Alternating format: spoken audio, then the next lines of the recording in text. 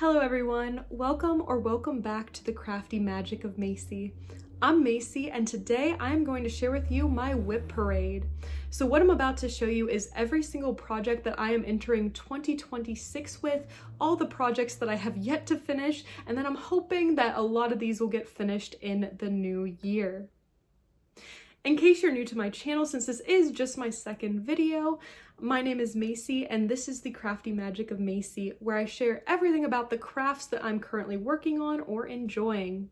But in particular, cross stitch is my passion, so that's what I'm here to show you today. I'm just going to start it off in the chronological order of when I began these projects.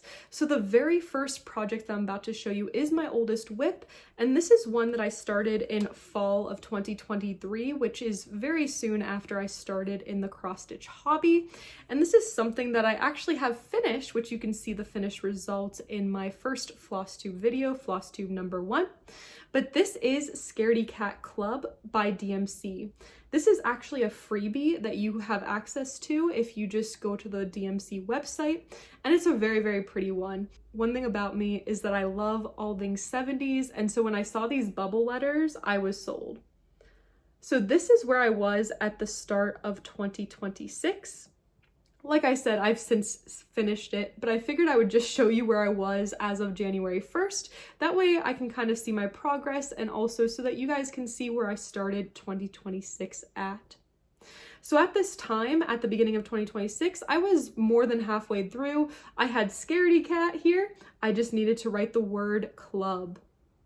This project is stitched on 14 count Aida 2/1, and this is from a mystery Aida from my stash, so I can't quite tell you who dyed it. I think this was a remnant that I purchased from a local store.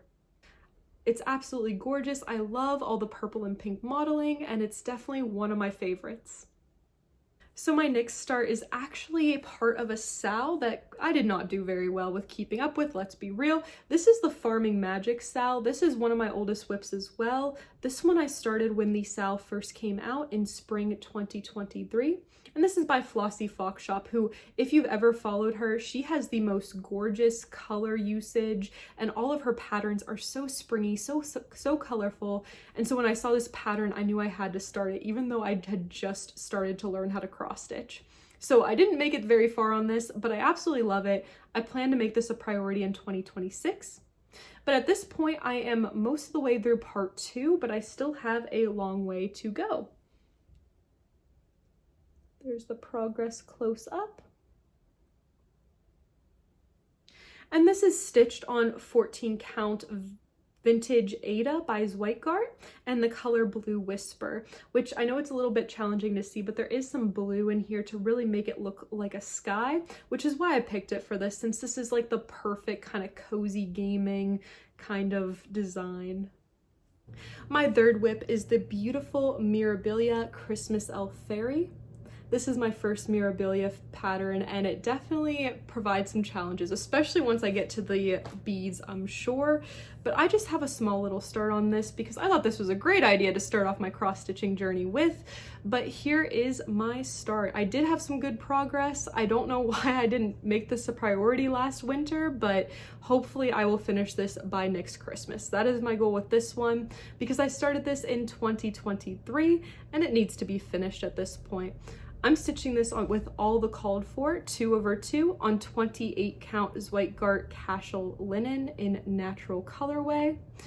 I definitely am really proud of my start here. I think the stitches look amazing. I just have to dedicate more time to it and definitely give some more time to the wings, because I know that that's going to take a ton of time. But very happy with my first Mirabilia, and I cannot wait to do more during my stitching career. My next WIP is a very special one because this is one that I'm actually stitching for my fiance. This is Arranging for Orchestra by Ink Circles. He picked this out many years ago, and it is time for me to finally finish this beautiful piece. It definitely will stitch up pretty quickly if I actually work on it, so I need to really get on this and hopefully finish this one in 2026, especially after you see my sad start here. You can see I just have a little bit of the leftmost corner. and I still have a ways to go, but this one's really fun. Now that I actually made myself my own printed copy of it so I can highlight, I think I'll finish this a lot quicker. I just had to dedicate more time with it. As you can definitely see by a lot of my other WIPs, I really like color, so I think that that's what's really been hard about this project for me, because there's a lot of browns, a lot of neutrals, and I am a color girl. For this project, I started it in April 2025, so definitely haven't had this one around too long, so that's at least good. But this is being stitched 2/2 with the called for specialty threads on 28 count even weave. I'm not entirely sure exactly what type of even weave this is, but it's a very natural one, probably another remnant that I got from a local store. My next WIP is a tiny start, but this is where my literary influence comes in since I am an English teacher. I had to start this the second I saw it, and I saw a person stitch this beautiful pattern on red fabric, and I knew I had to do the same. This pattern is Master of the Macabre, Edgar Allan Poe, my personal favorite, and this is by the Witchy Stitcher. My start is pretty sad, but that's because Edgar Allan Poe has a lot of hair, but we at least got a nice little start here. I am doing this with all the called for threads, but I did sub out the black for a sulky black, and the reason I did this is to get a lot more coverage, just to make sure that it really pops off this fabric. This pattern is stitched on 14 count Atomic Ranch Ada in the colorway Joy Lynn, and I absolutely love it. I have a lot of it, so I'll have to find some more projects to do on this beautiful red, but this is one that I definitely want to make a priority in 2026 because I love me some Poe, and I cannot wait to have this hanging on my wall. My next to last work in progress is a Mill Hill kit, and the reason why I started this is because I was craving some beads, which I know is a little bit crazy, but I figured I would start this during Halloween. This is Haunted Tower. It is a Buttons and Beads Autumn Series kit, and this came with all the called for, so I'm using all the called for this.